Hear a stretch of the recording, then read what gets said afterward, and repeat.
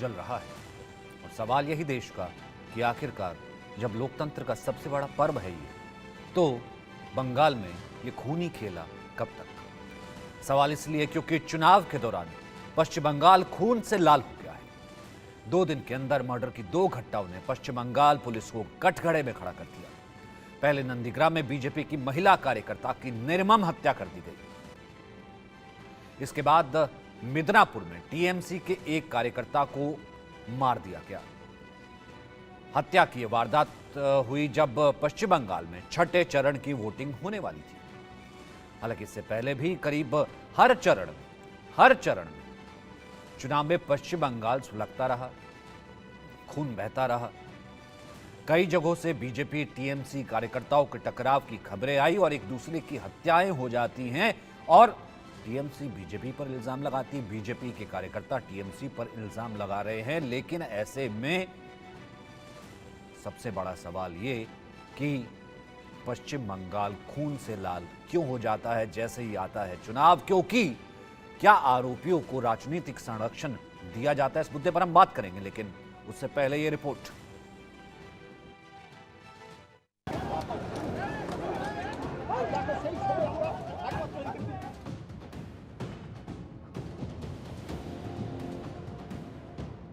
पश्चिम बंगाल का मिदनापुर सुलग रहा है, आक्रोश की आग में जल रहा है और सुलग रही है सियासत।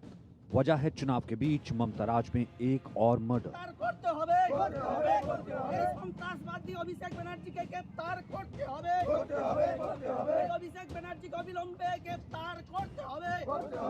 छठे चरण के चुनाव से पहले मर्डर की 2 घटनाओं ने ममता राज की कानून व्यवस्था पर सवालिया निशान लगा दिया है।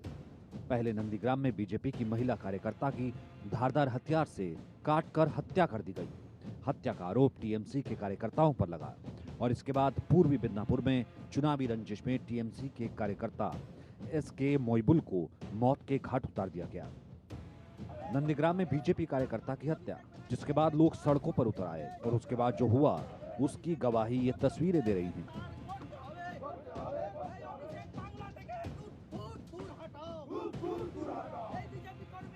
हत्या के बाद मिदनापुर में तनाव के हालात हैं, जिसके मद्देनजर केंद्रीय सुरक्षा बलों को तैनात किया गया है।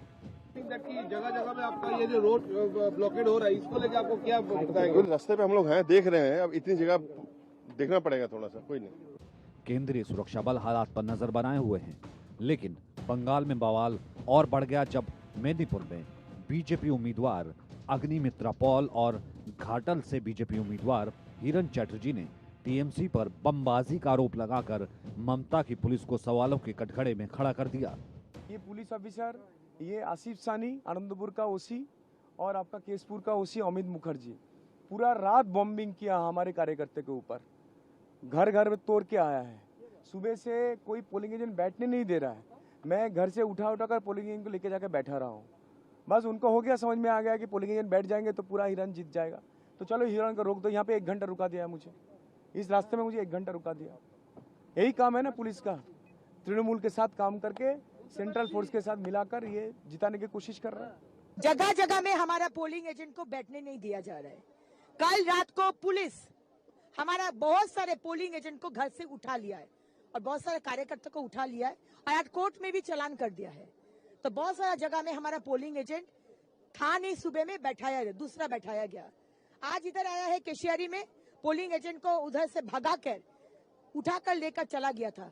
हम लोग खबर सुन के, पुलिस उधर, बंगाल पुलिस उधर बूथ का दरवाजा पे खड़ा होकर वोटिंग करा रहे हैं, टीएमसी का फेवर में और किसका फेवर में।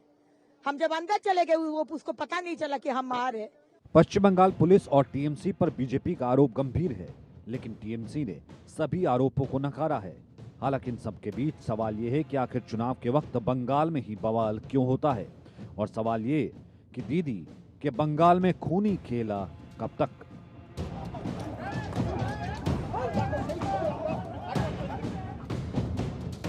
Bureau report, India news.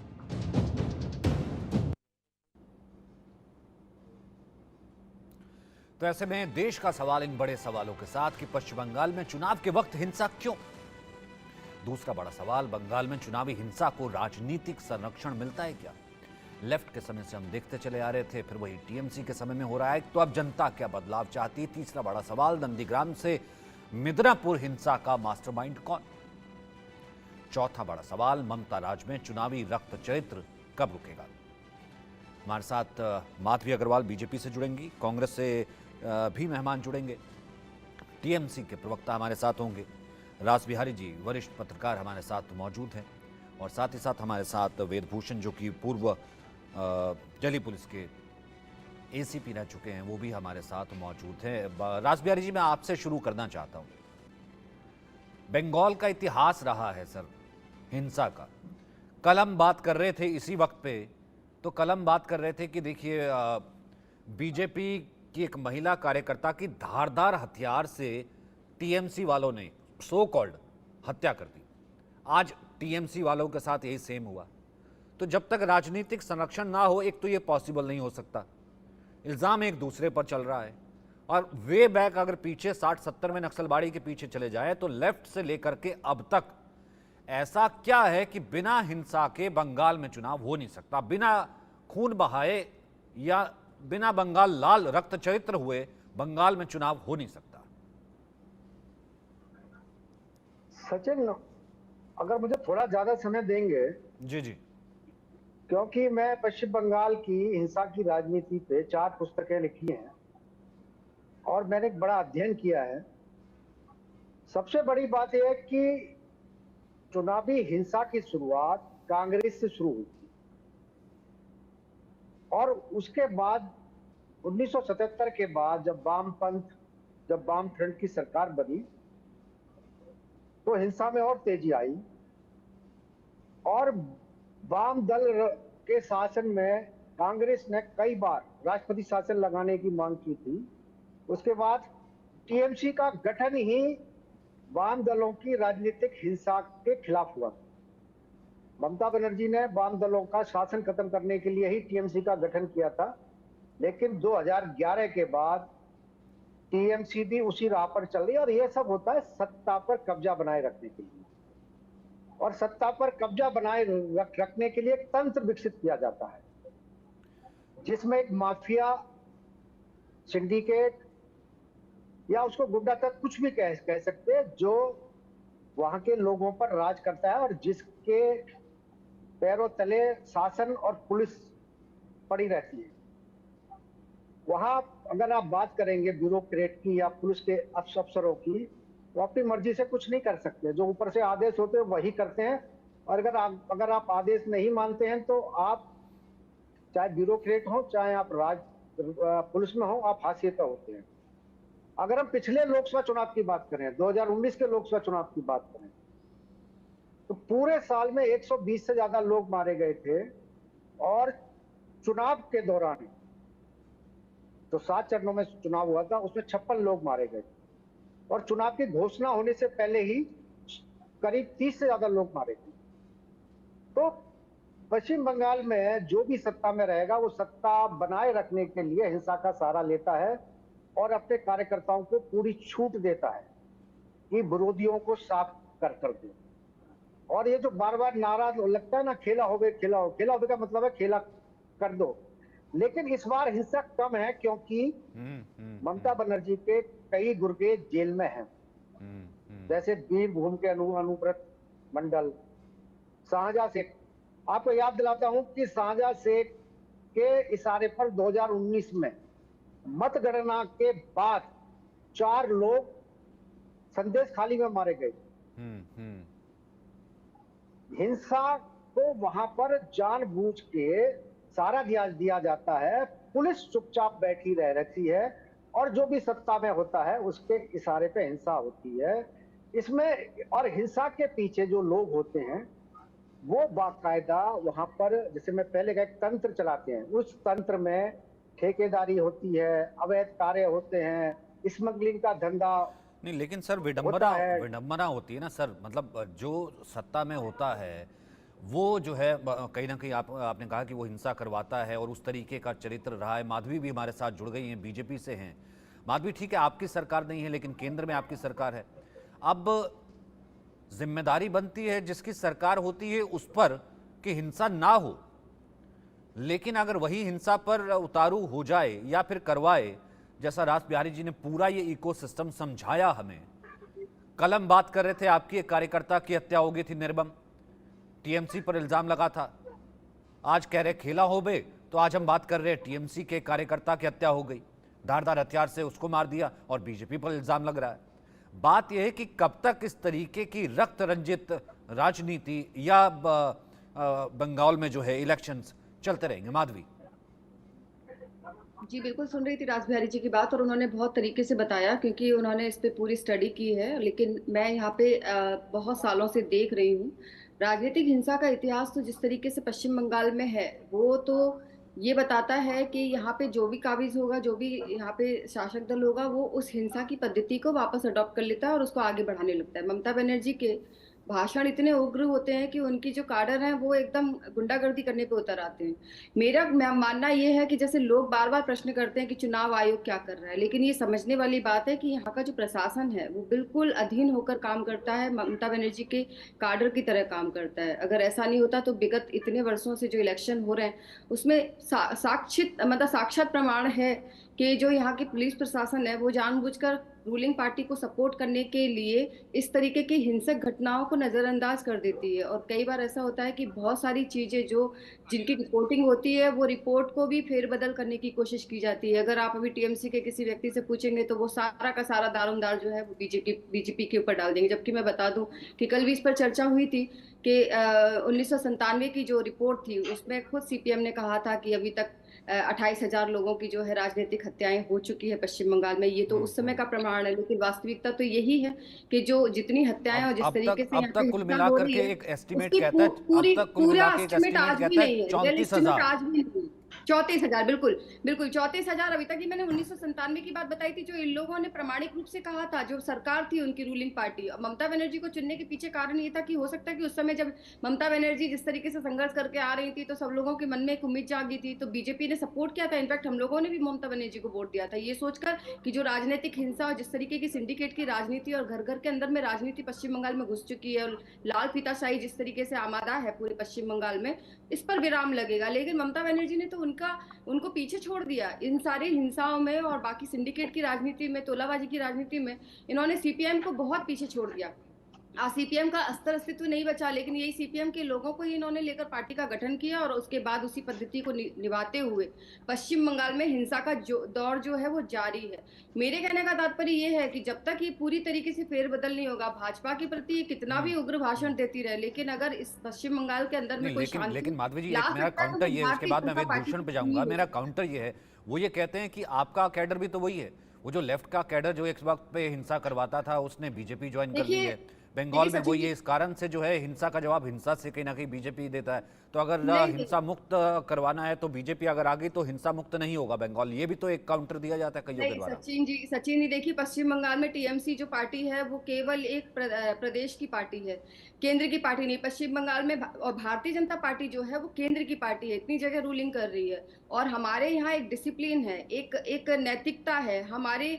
ऐसा नहीं है कि मंच पे चढ़ के एक दूसरे को धक्का धुक्की करना शुरू कर देते हैं। यहाँ पर बात मानी जाती है, आदर किया जाता है अपने से बड़े नेताओं का, अपने लोगों का जो मार्गदर्शक होते हैं। तो इस तरीके की नीति भारतीय जनता पार्टी में नहीं है कि भारतीय जनता पार्टी आ जाएगी तो अभी ये हिंसक राजनीति का दौर वैसे ही चलता रहेगा, बिल्कुल नहीं हो सकता ऐसा।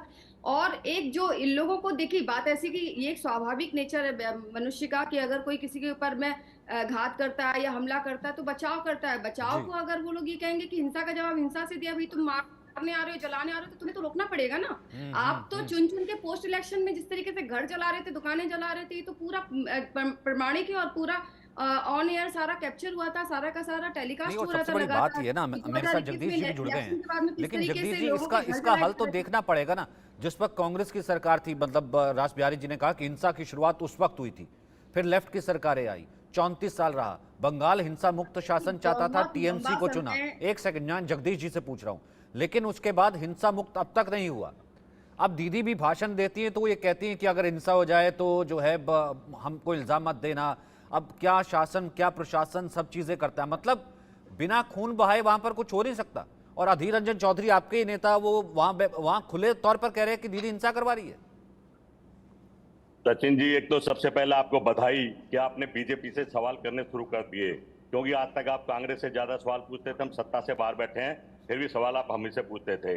जो हमारी बहन बीजेपी के भी कह रही थी, हमारे यहाँ शिष्टाचार है, हमारे यहाँ संस्कृति, हमारे यहाँ सभ्यता है।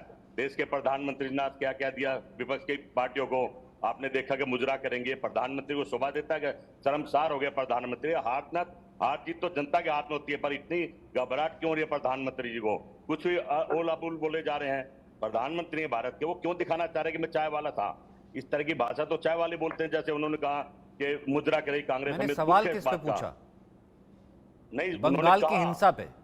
मैं आ रहा हूँ ना, ऐसा ग्राउंड बना के, जैसे आप ग्राउंड बनाते हो 15 मिनट लगातार, मुझे भी तो अब बहन का जवाब देना पड़ेगा ना। मैं जुड़ा हूँ आपसे। तो हमारी बहन बोल रही थी बीजेपी की कि ऐसा शिष्टाचार, तो बताना चाह रहा हूँ कैसा शिष्टाचार है। अच्छा, आप अहिंसा की बात करते हैं, हमारी कांग्रेस पार्टी तो बता विश्वास ही नहीं रखती। हम तो कभी नहीं कहते कि देश में झगड़े मारकाट हो, ये नहीं होने चाहिए किसी भी दल में, किसी पार्टी में। हम इनका समर्थन नहीं करते हैं। अगर वो ऐसा करते हैं तो गलत कर रहे हैं, कोई भी हो, चाहे हमारे साथ हो चाहे हमारे खिलाफ हो।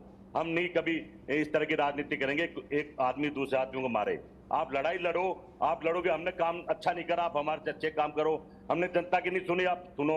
ये राजनीति में होना चाहिए, एक लकीर मिटानी चाहिए, बड़ी लकीर खींच देनी चाहिए। आपके साथ एसीपी साहब बैठे, डीसीपी साहब बैठे हमारे, ये भी बहुत कानून के जानकार है, इनको पता है कि देश में चल कर रहा है। अब मैं कहूंगा मणिपुर में देख लीजिए क्या करा। क्या मणिपुर में सचिन भाई पूछेंगे हमारी बहन से, बीजेपी वाली से, मणिपुर में नंगा नाच वही चुप बैठे रहे, आज तक गए नहीं। ये तो कह रही है कि हम बड़ी पार्टी है, केंद्र की पार्टी है। अब केंद्र की पार्टी है तो जवाब देते इसको। मणिपुर भी तो भारत के अंदर आता है, कहना क्या किसी कोने में, उस पर चुप बैठे रहे। इनको तो वोट बैंक की राजनीति कर रही है, बस दीदी को घेरना है, जहां कमजोर वहां घेरना है, हिंदू मुसलमान करना है। जबकि मुसलमान की कल मैंने देखा कि प्रधानमंत्री उनके आगे हाथ जोड़ के खड़े हैं। खड़े तो अच्छी बात है, खड़े रहना चाहिए, भारत के प्रधानमंत्री नहीं, हैं। ठीक। सबका साथ, अगर मैं गलत नहीं हूं हम तो इसका विरोध नहीं करते एक हैं। छोटा सा काउंटर दे दीजिए। अगर मैं गलत नहीं हूं तो अधीर रंजन चौधरी आपके नेता नहीं है? बिल्कुल हमारे नेता हैं। अगर वो गलत बोल रहे हैं, गलत बात करें, तो जनता जवाब दे, इनको सजा दे देगी। ये तो पीछे ना पड़े। जनता ने वोट देनी, जनता तय करेगी। वहां की बंगाल की क्या रंजन चौधरी अच्छा करे बुरा कर रहे हैं, ये तो जनता को छोड़ दीजिए ना। खुद पीछे मत पड़ो। अगर आप अच्छे आदमी हैं, आप अच्छा कर रहे हैं, हम आपके साथ हैं। हम खुद कांग्रेस होकर बीजेपी के साथ हो जाएंगे। पर जिस तरह से देश के हालात हैं, बहन बेटियों की इज्जत लूटी जा रही है, देश को बेचा जा रहा है, देश की संस्था बेची जा रही है, हम बिल्कुल इनके साथ नहीं है, देश भी इनके साथ नहीं है। ठीक है वेद भूषण जी, जब ऊपर से हुक्म आ जाए और ये हिंसा की शुरुआत कैसे होती है, फिर वो अफसर क्या करे, फिर वो नीचे क्या कहते हैं पुलिस के अधिकारी क्या करें, जब खुला जिसे कह ही दिया जाए कि खेला हो बे? देखिए सचिन जी, बंगाल का हिंसा का पूर्ण इतिहास रहा। मेरे प्रेडिसेसर जो भी स्पोक्स पर्सन थे, उन्होंने तमाम चीजें क्लियर की है, चाहे कम्युनिस्ट पार्टी थी, कांग्रेस थी, अब वहां पर टीएमसी है, वहां पर एक बहुत लंबा इतिहास रहा, वायलेंस का इतिहास है। परंतु आज जो हालात है, वहां की इलेक्शन रिलेटेड जो वायलेंस हो रही है, चाहे मिदनापुर में हुई है, चाहे नंदीग्राम में हुई है, पूरा हिंदुस्तान आज इलेक्शन कमीशन ऑफ इंडिया के अंडर है। उनके तहत वो तमाम जो शक्तियां हैं इलेक्शन कमीशन ऑफ इंडिया पर है। परंतु चूंकि ये ऐसा प्रतीत नहीं होता। मैं आपका ऑडियो ठीक करवाता हूं। मेरे ख्याल से ऑडियो में आपकी ना दिक्कत आ रही है, मैं इसको ठीक करवाता हूं। लेकिन सिर्फ इतना ही नैरेटिव ठीक है रास बिहारी जी, जो जगदीश जी ने कह दिया कि ठीक है अब हिंसा नहीं होगी तो मैं बीजेपी में शामिल हो जाऊंगा, ये सब चीजें हैं, मणिपुर में तो होता है, तमाम चीजें। नहीं, मैं वो नहीं कह रहा, मैं ये कह रहा कि शिष्टाचार तमाम वो चीजें, या फिर वो जो बीजेपी जो कहती है वो सिर्फ इतना है। ऐसी बात नहीं करें, बीजेपी जैसी गंदी पार्टी में मैं कभी शामिल नहीं होऊंगा। अभी आप कह रहे थे सर।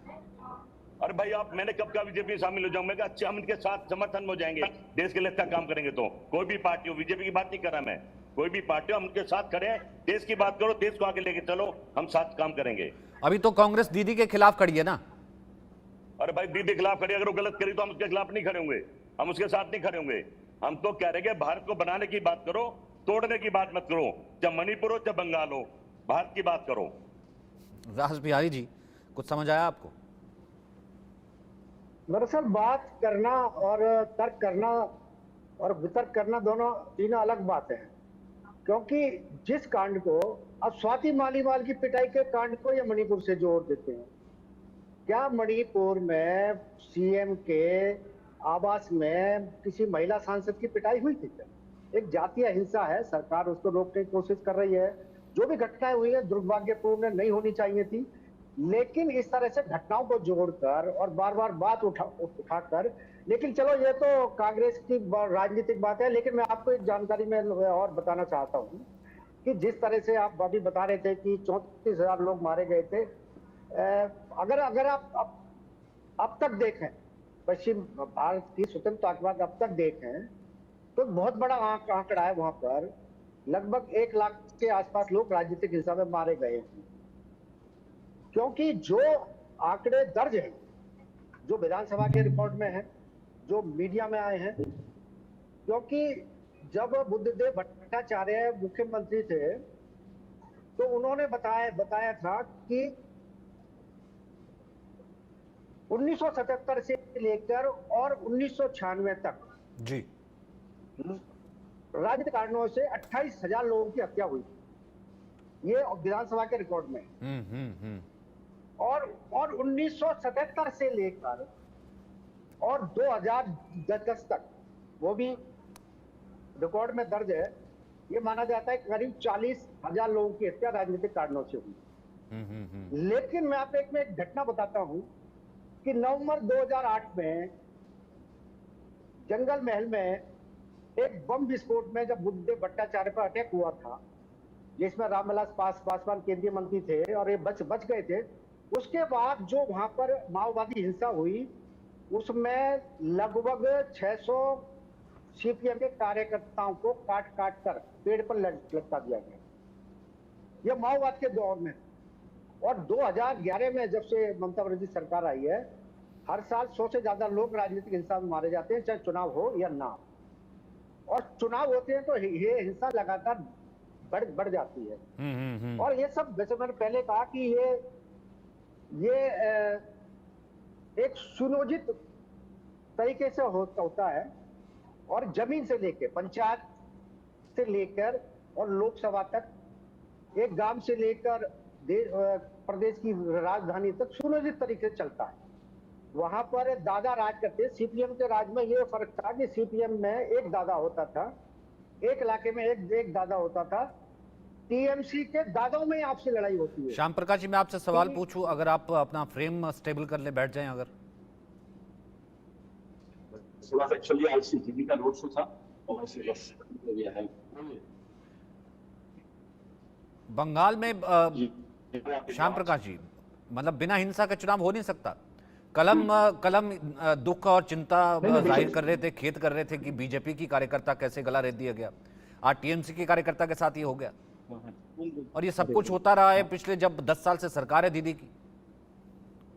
नहीं, देखिए दीदी की सरकार है तो उसके अंदर में जो पहले हिंसा हुई थी वामपंथी शासन के अंदर में, उससे काफी कमी आई है। मैं ये नहीं बोलूंगा कि हिंसा नहीं है, मगर आपको ये देखना है हिंसा की वजह क्या है। हर हिंसा की वजह तो तृणमूल कांग्रेस के ऊपर जोर देना ये ठीक नहीं है। आपको पता होना चाहिए जिस महिला के ऊपर में हिंसा हुई उसके बारे में बात हो जा रही है, उनके ही भारतीय जनता पार्टी की टीम ए और टीम बी की आपस की लड़ाई थी। उस टीम ए और टीम बी के कुछ रुपयों का लेन देन था, उसके बीच में ये आपसी रंजिश की वजह से हुआ। अच्छा, एक सेकंड में आपको रोकता हूं। एक बड़ी खबर आ रही है, क्योंकि बंगाल के झारग्राम से ही जो है इस वक्त बड़ी खबर है। मतदान के दौरान बीजेपी उम्मीदवार प्राणनाथ की गाड़ी पर हमला करने का आरोप लगा। अब ये हंगामा देख लीजिए, ये देखिए इस तरीके की हिंसा की खबरें आती हैं लगातार। वहां पर 2 प्रत्याशी थे, सुरक्षा कर्मियों को चोट लगी है, मतलब आम बात है सुरक्षा कर्मियों को चोट लगनी। आरोप है कि बीजेपी प्रत्याशी प्राणनाथ की गाड़ी पर हमला किया गया, ईंटें बरसाई गई, सुरक्षा बलों के साथ भी मारपीट की गई। प्राणनाथ की कार पर हमले में 2 सुरक्षा कर्मी घायल हो गए, उसके सिर पर भी चोट लगी है। ये जरा हंगामे की तस्वीरें देखिए। अब आप बोल सकते हैं श्याम प्रकाश जी, ये ऐसा लग रहा है जैसे किसी और मुल्क की तस्वीरें, ये जैसे किसी अफ्रीका की तस्वीरें, सुरक्षा कर्मी पिट रहे हैं। आप जवाब देने का मौका नहीं देंगे अगर आपको बोलना है तो। नहीं, ये तो इस वक्त लेटेस्ट तस्वीरें आई तो दिखानी मेरे लिए जरूरी थी। लेटेस्ट तस्वीरें नहीं है, इसके पहले की तस्वीर है कि भारतीय जनता पार्टी के जो झारखंड के कैंडिडेट है प्रणब टुडू, उनकी बाद में वहां की जो भीड़ उसका जो गुस्सा है, वहां के जो स्थानीय लोग हैं, ये देखिए, ये आपको देखना पड़ेगा कि केंद्र से या कहीं से भी कोई सिक्योरिटी गार्ड आए हैं, एक महिला के ऊपर में उसके ऊपर में अटैक किया गया। भारतीय जनता पार्टी के जो सिक्योरिटी गार्ड थे जो केंद्रीय जो वाहिनी आई है उनका काम है शांति से चुनाव कराना, इलेक्शन कमीशन ऑफ इंडिया चुनाव कराना, मगर क्या वो मूक दर्शक बन के देखेगा? पश्चिम बंगाल में 7 चरणों में चुनाव कराया गया, क्यों कराया गया?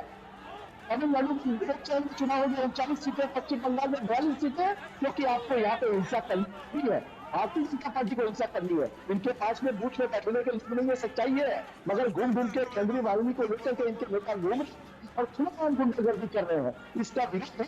ये रोष जो है, जो आप देख रहे हैं, ये यहाँ की जनता का रोष है। यहाँ की एक महिला के ऊपर में जिस तरह से जनता रोष में आकर के ईंटें थोड़ा ना मार देती है दूसरी पार्टी के क्या कहते हैं जो कंटेस्ट कर रहा होता है इलेक्शन। ये किस तरीके का लॉजिक हुआ माधवी? ये किस तरीके का लॉजिक हुआ कि वहां प्राणनाथ पहुंचे जो बीजेपी के वो है, ये जनता का ये कैसे रोष हुआ कि वो ईंटों से हमला कर देगी, गाड़ी को मार देगी? ये हिंसा को ऐसे जायज ठहराया जाएगा? सुरक्षा कर्मियों के सिर फूट रहे हैं।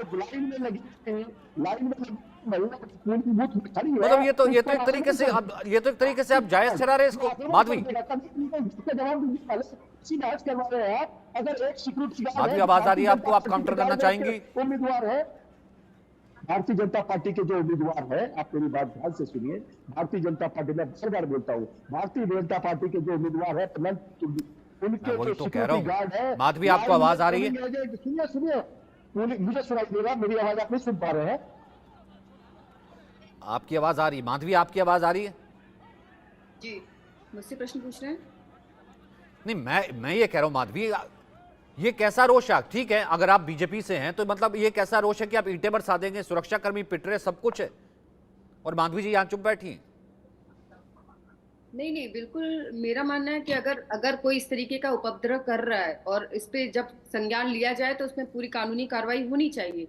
इसमें कोई भी पहले ये देखना पड़ेगा कि शुरुआत कहाँ से हो रही है, और ये लगातार होती जा रही है, पहली बार तो है नहीं कि मतलब इन्होंने अभी एक्सेप्ट किया कि मैं मानता हूँ कि हिंसा होती है लेकिन इस बार कम हुई है। तो उन्होंने अभी जो एक बार बैठे थे उन्होंने बताया कि क्यों कम हुई है, क्योंकि बहुत सारे जो इनके लीडर हैं वो जेल में बंद हैं, तो इस वजह से हिंसा थोड़ी कम हुई है। लेकिन मैं वास्तव में ये बता रही हूँ कि पश्चिम बंगाल की राजनीतिक हिंसा, अभी तो चलो बीजेपी के ऊपर में लोग ब्लेम करते रहेंगे लगातार, इससे कोई फर्क नहीं पड़ता, लेकिन पुलिस तो देखेगी और मेरे ख्याल से चुनाव आयोग भी अपना काम करेगी, कार्रवाई करेगी। लेकिन ये बताइए 2021 में लोग विधानसभा के इलेक्शन के बाद में जो आप लोग चुन चुन के लोगों को घर से निकाल के मार रहे थे, पीट रहे थे, धमका रहे थे, दुकानों और घरों में आग लगा रहे थे, वो क्यों कर रहे थे? तब तो आपकी सरकार बन गई थी, फिर आपने ये भी नारा लगाया कि এখন आप खेला होगे, तो असली खेला अब शुरू होगा। इस तरीके से आप लोग बार बार कार्यकर्ताओं को, जो बीजेपी के कार्यकर्ता थे, बीजेपी के लोग थे, उन लोगों को डरा रहे थे, धमका रहे थे, यहाँ तक कि आप लोगों ने तो पार्टी ऑफिस में भी मतलब हमला कर दिया था। ये तो एक्सेप्ट नहीं करेंगे ऑन एयर, मुझे पता है अच्छी तरीके से। जो हमारा भारतीय जनता पार्टी का जो राज्य का कार्यालय था उसके ऊपर इन लोग पूरे चढ़ाई करके आ गए थे, और वहाँ पे पुलिस प्रशासन को बुलाकर वहाँ पे दल बल के साथ इन लोगों को हटाना पड़ा, जिसमें इन्होंने पूरा हमला किया था, तोड़फोड़ की थी।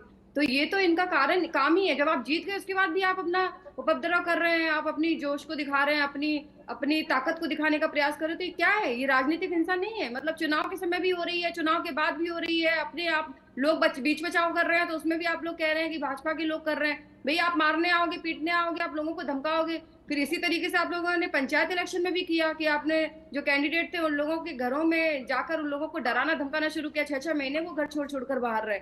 तो ये देखिए, ये जो आप लोग ब्लेमिंग कर रहे हैं ना, 10 जगह आप लोग करेंगे और एक जगह बचाव करने के लिए कोई आएगा तो सारा का सारा इल्जाम आप दूसरों पे लगा देंगे, और वहां पे जब प्रशासन काडर की तरह काम करेगा और आप लोग बोलेंगे कि भाजपा की सरकार है और भाजपा क्या कर रही है और चुनाव आयोग क्या कर रहा है। भाई एक एक जगह पर पूरी तरीके से तैनाती है। यहाँ पे आप बोल रहे 7 चरणों में इलेक्शन क्यों हुआ? क्योंकि भाजपा को अच्छी तरह से पता है किस तरीके से लूट होती है, किस तरीके से यहाँ पे बमबाजी होती है। अगर यहाँ पे एक साथ सारे इलेक्शन होंगे तो यहाँ पे समझ में नहीं हुआ क्या है। इतना बल चाहिए, यहाँ पे पुलिस बल चाहिए, इतना यहाँ पे आर्मी चाहिए कि इतनी आसानी से चुनाव हो जाते हैं क्या यहाँ पर पश्चिम बंगाल में? तो ये तो आप लोगों की स्ट्रेटेजी है, जिस तरीके से राजनीतिक हिंसा होती आ रही है। तो यहाँ पे तो बहुत मैं जानता हूँ श्याम प्रकाश जी, जनता आक्रोशित होती है, लेकिन एक बंगाली मानुष जो है वो हिंसा किस तरीके का नहीं होता कि जो सिर फोड़ दे, धारदार हथियारों से मार दे। सचिन जी, यहाँ पर बहुत ज्यादा बाहर से लोग आए हुए हैं। पूरा पश्चिम बंगाल में इतने सारे बांग्लादेशी लोगों को बांग्लादेशियों को इस तरीके से बसा लिया है। ममता बनर्जी ने 2005 अरे में, केंद्र सरकार आपके हाथ में है, बांग्लादेशियों को एक बचाइए। सेकंड में जवाब दे केंद्र देती हूँ। सरकार आपके हाथ में है, 2005 बॉर्डर में, पार आप लोग करवा रहे हैं। अरे सुनिए भाई सुनिए, साहब, बाहर से आप लोग भाई आते हैं, साहब मेरी बात सुनिए। चुनाव के 2005 समय में आपकी पंडित उड़ ममता करके आते बनर्जी हैं। के मुंह पर सारे पेपर मार दिए थे क्योंकि उनकी बात नहीं सुन रहे थे। सीपीएम के ऊपर में उन्होंने ब्लेम किया था कि रातों रात ये लोगों को बसाकर यहाँ पर जो है वोटर आईडी अरे बना माओवादियों को खत्म किया है, गुंडागर्दी को खत्म किया, हमारी नेत्री है, ममता बनर्जी उन्हीं को के लिए हाईकोर्ट की बात तो इस तरह से आप बयानबाजी करते रहिए अरे भाई और यहाँ साहब, की जनता आपको, यहाँ पे आपको जनता जवाब दे देगी। आप जो झूठ फैला रहे हैं ना, election commission of India, election commission of India चुनाव करा रहा है, आपको ये पता होना चाहिए। ये सरकार के द्वारा आयोजित चुनाव है, तो ये जो षड्यंत्र बंगाल को बदनाम करने के लिए आप लोगों ने किसका चुनाव जाते हैं, उसके कभी सीबीआई, कभी इनकम टैक्स, कभी इलेक्शन कमीशन ऑफ इंडिया, कभी केंद्रीय मंत्री, यहाँ की महिलाएं हैं, यहाँ की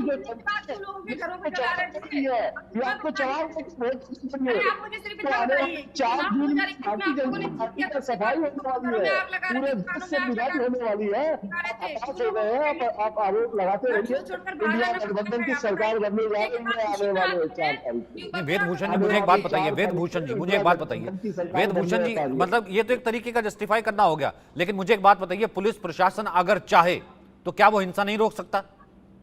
बिल्कुल रोक सकता है सचिन जी, ये बिल्कुल गवर्नमेंट स्पॉन्सर्ड वायलेंस है।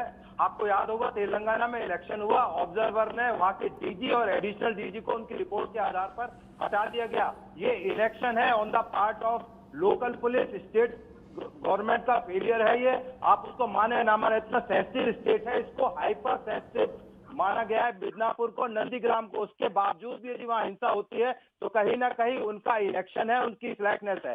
70% वोटिंग हुई है आज वेस्ट बंगाल के अंदर, इतना सेंसिटिव है वेस्ट बंगाल इलेक्शन के लिए। उसके बावजूद भी वहां की स्टेट गवर्नमेंट, बीजेपी और तमाम आप एक दूसरे के ऊपर शीशा लेकर करें तो ये कतई फेलियर है स्टेट गवर्नमेंट का। इसलिए बड़ी दुखद कोई घटना नहीं हो सकती। मैं दोबारा याद दिलाना चाहता हूं, जब सीबीआई की एक टीम अरेस्ट करने के लिए डीजी को गई थी, डीजी वेस्ट बंगाल को, किस तरह ममता बनर्जी उनके घर पे आके उनको अरेस्ट नहीं होने दिया। तो इस तरह की जो चीजें हैं, आज पूरा देश रिप्रेजेंटेशन ऑफ पीपल्स एक्ट के तहत काम कर रहा है। पूरी जो पावर्स है, चाहे वो स्टेट की पुलिस की है, चाहे वो सिविल गवर्नमेंट की है, सारी जिम्मेदारी और सारी रेस्पॉन्सिबिलिटी इलेक्शन कमीशन की है। परंतु जब मतलब ये तो सीधी सी बात है ना, आपके कुछ ऑडियो में दोबारा से दिक्कत है राज बिहारी जी, मतलब बहुत सीधी सी बात है, जस्टिफाई कर दो, सीधा डाल दो जो है रूलिंग पार्टी, क्योंकि केंद्र पर, क्योंकि चुनाव आयोग करवा रहा है इलेक्शन। वैसे आपको चुनाव आयोग में वैसे कोई विश्वास नहीं है, वैसे चुनाव आयोग आपको रिजिड लगता है। सचिन जी, टीएमसी के प्रवक्ता ने एक अभी बात कही कि ममता बनर्जी ने माओवाद खत्म कर दिया। जो माओवाद था 2008 से लेकर 2011 तक, जिसमें हजारों लोग मारे गए थे और लाखों लोग माओवाद के समर्थन में खड़े हुए थे, वो लाखों लोग कहां गए? ठीक है, ममता बनर्जी ने एक स्कीम लाई थी कि जो भी सरेंडर करेगा उनको हम नौकरी देंगे और आर्थिक सहायता देंगे, लेकिन रातों रात ममता बनर्जी के सरकार बनने के बाद ये माओवादी कहां चले गए? सीधा सीधा उत्तर होना चाहिए कि माओवादी टीएमसी में शामिल हो गए, जो इस तरह की वारदातों को, राजनीतिक हिंसा को बढ़ावा देती,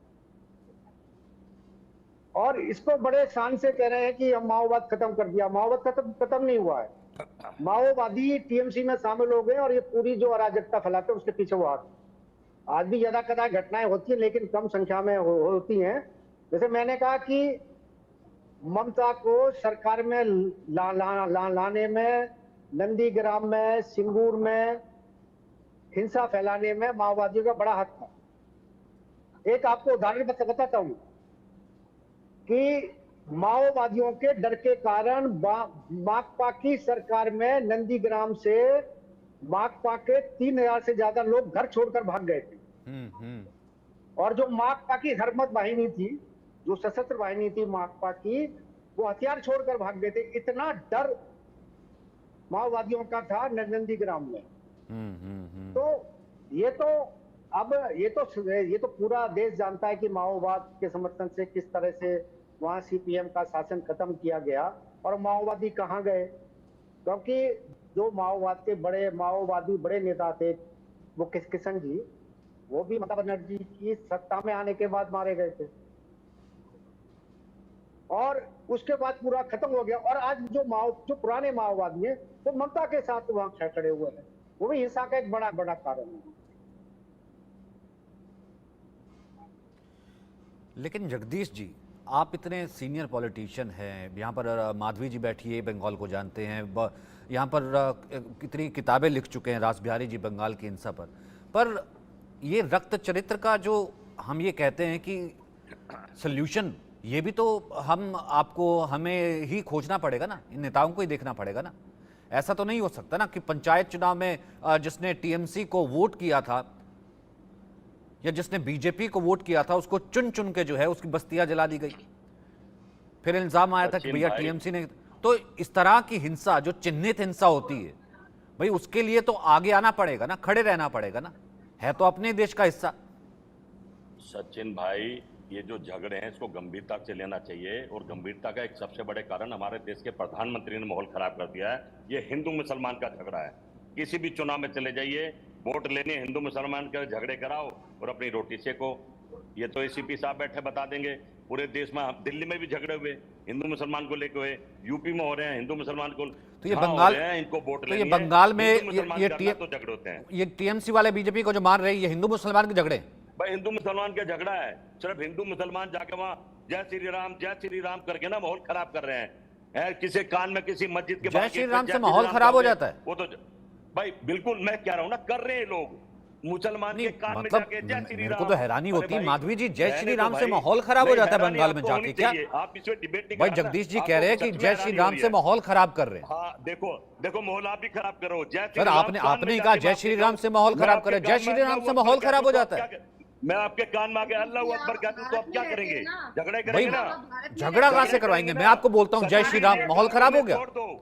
सर मैं आपको बोलूं जय श्री राम, माहौल खराब हो गया। मुसलमान को हिंदू से मुसलमान ईंटें मारेंगे सर, सिर फोड़ देंगे। आप ये बताइए, पश्चिम बंगाल भारत का हिस्सा है ना? तो भारत का माहौल खराब करो तो आप तो एजेंडा लेके चलते हो भारतीय जनता पार्टी का। सर मैं कहां से एजेंडा लेकर के चलता हूं? सर बांग्लादेश की बात नहीं हो रही ना, बंगाल की बात हो रही है। तो जय श्री राम कहना कोई गुनाह थोड़ा ना हो गया? आप कह रहे हैं कि वहां जाकर के जो है वो जय श्री राम कह रहे हैं, इस कारण से झगड़ा हो रहा है। काम पर बात होनी चाहिए सचिन भाई, यहाँ आप ही गलत हैं। अरे सचिन जी, मैं तो गलत हूँ सर, जगदीश जी मैं गलत हूँ। अगर जय श्री राम कहने से कोई चिढ़ता है तो ठीक है, मैं 100 बार कहूंगा सर वो चिढ़े।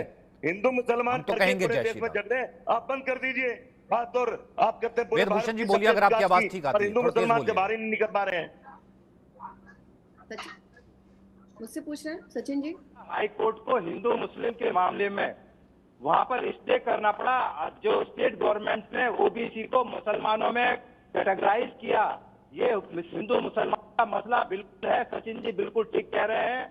और उसके अंदर हाई कोर्ट को इंटरवेंशन करना पड़ा कि आप ओबीसी की सीट को मुस्लिम्स को नहीं दे सकते हैं। तो इस बात से इनकार नहीं किया जा सकता कि वहां पर हिंदू मुस्लिम की राजनीति नहीं होती है, वहां होती है। अब वहां की टीएमसी की सरकार कह रही है कि हम सुप्रीम कोर्ट में जाकर अपने पिटीशन लगाएंगे। ठीक है, सुप्रीम कोर्ट जो आदेश करेगी वो तब माना जाएगा। परंतु ये क्या था कि ओबीसी की सीट्स को मुस्लिम्स को हैंडओवर करने की पूरी तैयारी सरकार ने कर दी थी और वहां पर कानून बनाने की पूरी तैयारी थी। तो इसलिए वेदभूषण जी माफी के साथ आज आपका नेटवर्क बिल्कुल ठीक नहीं है। लेकिन रास बिहारी जी, इसका मतलब आज जगदीश जी ने गाहे बगाए चाहे जो भी हो, ये कह रहे हैं कि मैं एजेंडा चला रहा हूं। इसमें मैंने क्या एजेंडा चलाया कि ये हिंदू मुसलमान का झगड़ा मान ही लिया? मतलब वहां पर ये नहीं है, वहां हिंदू मुसलमान लड़ रहे हैं बंगाल में, ये देखिए मान लिया। मतलब इतना तुष्टिकरण है वहां पर। ये मान लिया कि जय श्री राम कहने से माहौल खराब होता है। जय श्री राम कह के माहौल खराब हो जाता है और सिर पे ईंटें मारी जाती है। रास बिहारी जी और कांग्रेस के ऑफिशियल प्रवक्ता कह रहे हैं भाई मस्जिद में जाके जय श्री राम क्या होंगे तो झगड़े होंगे, हमारे मंदिर में अल्लाहू अकबर क्या होंगे तो झगड़े होंगे। बात को समझो सचिन भाई, आपके सारे रोज एजेंडे मुसलमान हिंदू मुसलमान पे ही हैं। सर ऐसा है कि गली में जाकर के जो है वो भाग भाग के जो जय श्री राम कह रहे हैं वो मस्जिद में नहीं कह रहे, भड़का आप रहे हो। फिर प्रवक्ता से रोजगार मिलेंगे नहीं मिलेंगे इस पर बात करो, आप नहीं करो। तो कर लेते ना, आपको जय श्री राम से आपत्ति हो गई। हमें तो आपत्ति आपको जय श्री राम से हो गई, आपत्ति है हमें आपके एजेंडों से आपत्ति है। आप कर लेते, खराब कर रहे हैं आप कर लेते। आपने कहा कि जय श्री राम से माहौल खराब हो जाता है देश का। देंगे नहीं देंगे, डीजल पेट्रोल सस्ता तो करेंगे पूछते तो सही। आपने कहा कि जय श्री राम से माहौल खराब हो जाता है मेरे देश का। अपना नोट तो चला नहीं सके। रास बिहारी जी। इन एजेंडों पे बात करो जिससे देश रास परेशान बिहारी है। जी। देखिए, मैं जैसे कह रहा हूं कि कांग्रेस के जो नेता हैं, इनको ना पश्चिम बंगाल की राजनीति की जानकारी है, ना इनको देश की राजनीति की जानकारी। वे सिर्फ देशी की तुम बातें लगा करके हिंदू की बंगाल में हिंदू मुस्लिम एजेंडा चलाया जा रहा है। अरे बंगाल में तो इन्हें यह भी नहीं जानकारी है कि बंगाल के इनके नेता अधीर रंजन चौधरी कई बार राष्ट्रपति शासन की मांग कर चुके हैं ममता बनर्जी को हटाकर, और ममता बनर्जी का समर्थन करने के कारण कोलकाता में कांग्रेस के कार्यालय पे मल्लिकार्जुन खड़गे की तस्वीर पर काली पोत दी थी कांग्रेस के कार्यकर्ताओं। इनको ये भी जानकारी नहीं है। नहीं भाई, जानकारी सारी तुम्हें बोलो ना कि हिंदू मुसलमान नहीं करे प्रधानमंत्री, सारी जानकारी आप लेके बैठे हैं। या बैठ के चैनल पे गुमराह करते हैं, 1000 किताब लिख दी, 2000 किताब लिख दी, देश के बारे में पता नहीं है। अरे देश के बारे में इसी भी पता नहीं है, देश का माहौल, महंगाई पर चर्चा करो ना आप, प्रधानमंत्री गारंटी पर चर्चा करो, ले देकर बंगाल झगड़े तो यही करा रहे हैं सारे, पूरे देश को पता है। चर्चा का गुणगान मत करो ना भाई, गुणगान करने के लिए नहीं बैठे आपका सुनने के लिए हम। चर्चा किस चीज पर होगी? देश के हालात कैसे हैं उस पर चर्चा करो। आज हर आदमी परेशान है, उस पर चर्चा करो। नौकरियां क्यों नहीं मिली उस पर चर्चा करो। रेल क्यों बिक गई इस पर चर्चा करो। ये बोलोगे अगली आगे हम रेल नहीं बेचेंगे और नई रेल बनाएंगे, जो रेल नहीं बनाई है वंदे मातरम 3000 पे किराया है, आम आदमी कहां से देगा? इस पर चर्चा करो। चर्चाओं के लिए बहुत कुछ है। ये हिंदू मुसलमान बंगाल ममता को छोड़ के पूरे भारत में किस जोर पे भी चर्चा कर लो, हर की जनता परेशान है। तो आपने 2000 किताब लिख दी, इसमें क्या लिखा है? ये प्रधानमंत्री गारंटी ये बड़ी हैरानी की बात है, बड़ी हैरानी की बात है कि कांग्रेस के प्रवक्ता तय करेंगे कि कौन चैनल किस विषय पे चर्चा करेगा। ये रोज तय करते हैं सर, ये रोज तय करते हैं। मैं रोज इस चैनल पे बैठता हूं, ये रोज तय करते हैं सर बैठ के कि मेरे को किस जो है टॉपिक पे करनी चाहिए डिबेट, कौन सा क्वेश्चन पूछना चाहिए, जय श्री राम कहना चाहिए या नहीं कहना चाहिए, ये रोज तय करते हैं। आकर जगदीश जी रोज आते हैं, रोज यही तय करते हैं। सब ऐसा पलटा मारेंगे, देखना आप। ये चैनल एजेंडा चलाने बंद कर दो। ये देख, ये रोज आते हैं, ये रोज इसी तरीके की बातें करते हैं, रोज आते हैं। इनको पूछ लो कि 84 में जब बड़ा पेड़ जब गिरा था 84 में, तो सिखों का नरसंहार किस पार्टी ने किया था? सिखों का नरसंहार किस पार्टी ने किया था? अरे तुमने करवाया, चलो मैं बताता हूँ, बीजेपी ने करा। ये देखिए, बीजेपी तब चुप हो जाएंगे। चलो मैं दिखाता हूँ। इमरजेंसी किस पार्टी ने लगाई थी? आप हिंसा की बात करते हैं, मुझे सिखाते हैं? नहीं, मुझे सिखाते हैं रोज आकर के। झूठे एजेंडे चलाए जा रहे हैं, एजेंडा चलाते हैं, एजेंडे चलाते हैं। आपका एजेंडा करता हूं मैं एक्सपोज, जो है हमारे साथ आपका एजेंडा मैं एक्सपोज करता हूं। आपको प्रॉब्लम है जय श्री राम से, आपको प्रॉब्लम है मंदिर से। चलिए आप मेरे साथ पीतमपुरे में। जब सीधा सवाल पूछता हूं तो आप गोल पोस्ट चेंज कर देते हैं, मुझे सिखाने लगते हैं पत्रकारिता। शर्मा जी ऐसा है, शर्मा जी ऐसा है, मुझे आपके सर्टिफिकेट की जरूरत है नहीं। जो सर्टिफिकेट आप देते हैं मैं ऐसे फाड़ करके उसी वक्त फेंक देता हूं। भाई बधाई हो आपको कि आपने बीजेपी से सवाल करा, मैंने तो आपकी सर ऐसा है, अच्छा काम कर रहे थे। मेरे को आपके सर्टिफिकेट की जरूरत नहीं है, मुझे पता है किससे क्या सवाल करना है। जब आपको जय श्री राम से दिक्कत होने लगे, डीजल पेट्रोल से एक बार मेरे सामने पूछ तो लो, तो आप कीजिए ना। आपको रोज मंच देते हैं, पर आप इसी मंच पर कह रहे हैं कि भैया जय श्री राम बोलने से माहौल खराब हो जाता है बंगाल में, इस कारण से वहां हिंसा हो रही है। इधर देख राम भगवान देख, ये बैठे मेरे पास, मेरे दिल में, मेरी आत्मा में। मैं तो बोलता भी हूँ, मेरे घर में सुबह शाम पूजा भी करता हूँ। मेरे से बड़े भगत आप लोग नहीं हो सकते राम के। तो फिर दिक्कत क्यों हो गई, चिढ़ क्यों गए? भाई दिक्कत यह है कि भाई माहौल खराब मत करो। आप मुसलमान के कान में जाके श्री राम मत बोलो, भगवान राम ऐसा नहीं चाहते। और ना वो हमारे मंदिर में आके अल्लाह अकबर बोले, ये माहौल खराब हो रहा है, ये दिक्कत हो रही है। बड़ी मुश्किल से भारत बना यार, अंग्रेजों से छुड़वाया है। और सरदार भगत सिंह क्या सोचते हैं आज कि इसलिए भारत बनाया था कि आपस में हिंदू मुसलमान लड़के माधवी जी को कैसे सीक्रेट पता कि आप मुसलमानों के कान में जाके बोल देते हैं जय श्री राम? अरे भाई बोल रहे मेरे यार, ये एसीपी साहब से पूछो ना, आदर्श नगर में उनका ऑडियो ठीक नहीं है, कितने झगड़े हुए हैं। एसीपी साहब का ऑडियो ठीक नहीं है। माधवी जवाब दीजिए। सचिन जी मुझसे पूछ रहे हैं? हाँ, वो ये कह रहे हैं कि आप मुसलमानों के कान में जाके बोल देते हैं जय श्री राम। हाँ मैं सुन रही थी, अब मुझे लगता है कि वो बोलते रहे लगातार, किसी ने बीच में इंटरप्ट नहीं किया। मैं भी बोलना चाहती हूँ। रही बात हिंदू मुस्लिम करने की, तो सबसे पहले तो आप लोगों को ये समझना होगा कि हिंदू मुस्लिम इस देश में कर कौन रहा है। आपकी अलायंस पार्टी के लालू प्रसाद यादव बैठकर बोलते हैं, वो भी सार्वजनिक तौर पे बोलते हैं कि सारा का सारा आरक्षण जो है मुस्लिम लोगों को मिलना चाहिए। और आज मुस्लिम की आबादी इतनी होने के बाद भी उनको माइनॉरिटी का दर्जा देकर जिस तरीके से आप लोग उनको सपोर्ट कर रहे हैं और तुष्टीकरण की राजनीति कर रहे हैं, वो पूरा देश नहीं देख रहा है। और रही बात आप लोग जो ये बोलते हैं कि मणिपुर, तो आपकी जो लड़की हूँ लड़ सकती हूँ तो वो सिलेक्टिव एरियाज में जाके लड़ती हैं, लेकिन जब वहां स्वाति मालीवाल का मामला हो जाता है या संदेश खाली का मामला हो जाता है तो लड़की लड़ना भूल जाती है। दूसरी तरफ पश्चिम बंगाल की बात कर ले तो मैं बता देती हूँ, ममता बनर्जी यहाँ पर दंगे वाला दिन कहकर रामनवमी को घोषित करती है और बोलती है मेरे माइनॉरिटी भाई बहनरा तुमरा ओदेर संगे झगड़ा कर बिना। तो ये इस तरीके का भाषण जब एक मुख्यमंत्री देती है, और वो भी आप तो राम को पूजा कर रहे हैं ना, सभी राम को पूज रहे हैं, लेकिन राम पे तो सबसे ज्यादा ये आधारहीन बातें जो है वो कांग्रेस ने करी। कांग्रेस ने वकीलों को खड़ा किया कि जो राम है वो तो उनका तो कोई साक्षी नहीं है। आप लोगों ने कितनी कोशिश की और आप लोगों के समय तक तो बार बार प्रश्न पूछते रहे भारतीय जनता पार्टी से कि राम मंदिर कब बनाएंगे। राम को सभी पूछते हैं, लेकिन एक बात बताइए, देश में रहे चाहे पश्चिम बंगाल हो, चाहे आंध्र प्रदेश हो, चाहे उत्तर प्रदेश हो, क्या राम का नाम लेने से कोई उत्तेजना बढ़ती है? कोई मुख्यमंत्री रास्ते पे उतर के किसी को मारने और डांटने लग जाती है और अरेस्टिंग की धमकी देती है? राम का नाम कान में कौन बोलता है? राम के उद्घोषणा से अगर आप लोगों को आक्रोश होता है तो हम 25 बार राम का नाम लेकर उद्घोषण करेंगे। और आप अगर उनको आप लोगों को ये मेरी बहन ये भी बता दें कि राम का नहीं, भाई साहब, प्रतिष्ठा कौन करेगा? आप बताइए ना, आप झूठ बोले जा रही है। आप भी बताइए भगवान राम की प्राण प्रतिष्ठा कौन करेगा? कौन करता है? अरे सारे शंकराचार्य ने विरोध कर दिया, सारे शंकराचार्य ने विरोध कर दिया। आपने कहा कि साधु संत सारे कुर्सी पर देखो प्राण प्रतिष्ठा कर रहे हैं, हम उसका विरोध ना करें। हम उसका, आपने राम का अपमान करा, आपने राम का अपमान करा, आपने राम का अपमान करा। एक आदमी जो की प्राण प्रतिष्ठा करा दी, शंकराचार्य करते, साधु संत महात्मा करते। आप बैठ जाओ कि भगवान राम में प्राण प्रतिष्ठा कौन बोल रहा है? अरे भगवान में राम प्राण प्रतिष्ठा कर बोल रहा है? इसका भी हम विरोध ना करें क्या? उसका काम राजनीति करना, प्राण प्रतिष्ठा डालना नहीं है। वहाँ जाके प्राण प्रतिष्ठा डाल रहे हैं, साधु संत बैठ के देखो उनको और वो प्राण प्रतिष्ठा डाले। मंदिर पूरा बनानी, अपमान करे जा रहे भगवान राम का। भगवान राम को कब सोने के मंदिर पसंद थे? आप बताइए, भगवान राम को सोने के मंदिर कब पसंद थे? भगवान राम के बच्चों को मारो, उनको सताओ और जय श्री राम। अरे भाई कम से कम शर्म करो थोड़ा बहुत। सुबह शाम तक सारे झूठ बोलते हैं। वो जायज है, भगवान वो राम की जायज प्राण है। प्रतिष्ठा किसने करी? क्या उसको करनी चाहिए थी? उसको करनी चाहिए थी जिसने करी।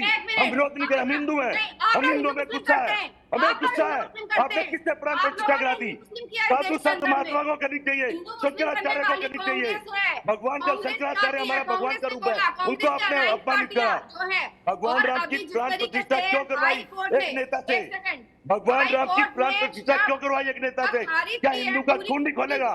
क्या हिंदू का खून नहीं खोलेगा? एक नेता जाके झूठा आदमी प्राण प्रतिष्ठा करे भगवान राम की, प्राण प्रतिष्ठा करे भगवान राम की। शंकराचार्य बुलाने चाहिए थे, महात्मा बुलाने चाहिए थे, तपस्वी बुलाने चाहिए थे, वो प्राण प्रतिष्ठा करते, वो तो कुर्सी में बैठा दिए। शर्म आनी चाहिए आपको। आप क्या हिंदू हैं?